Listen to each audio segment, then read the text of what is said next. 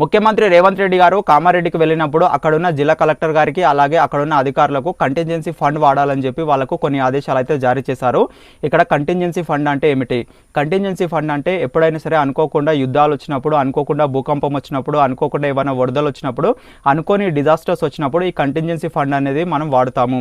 ఇక్కడ ఈ contingency fund అనేది సెంట్రల్ గవర్నమెంట్ దగ్గర ఉంటుంది. సెంట్రల్ గవర్నమెంట్ దగ్గర 2005 సంవత్సరంలో 500 కోట్లు ఉండే. ఇప్పుడు 2021 సంవత్సరంలో దీన్ని 30,000 కోట్లు అనేది చేసిర్రు. ఈ సెంట్రల్ గవర్నమెంట్ దగ్గర కంటింజెన్సీ ఫండ్ ఏదైతే ఉంటుందో ఈ కంటింజెన్సీ ఫండ్ని అన్ని రాష్ట్రాలకు వాడుకోవచ్చు.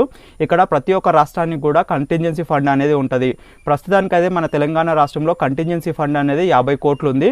ఇక్కడ ఈ కంటింజెన్సీ ఫండ్ అనేది సెంట్రల్ గవర్నమెంట్లో ఎవరి దగ్గర ఉంటుందంటే ఫినాన్స్ మినిస్ట్రీకి సంబంధించిన సెక్రటరీ ఎవరైతే ఉంటారో ఆ సెక్రటరీ దగ్గర ఈ కంటింజెన్సీ ఫండ్ అనేది ఉంటుంది. అక్కడనేమో ప్రెసిడెంట్ ద్వారా ఈ కంటింజెన్సీ ఫండ్ అనేది రిలీజ్ అవుతుంది. అదే స్టేట్లో అయితే గవర్నర్ ద్వారా ఈ కంటింజెన్సీ ఫండ్ అనేది రిలీజ్ అవుతుంది.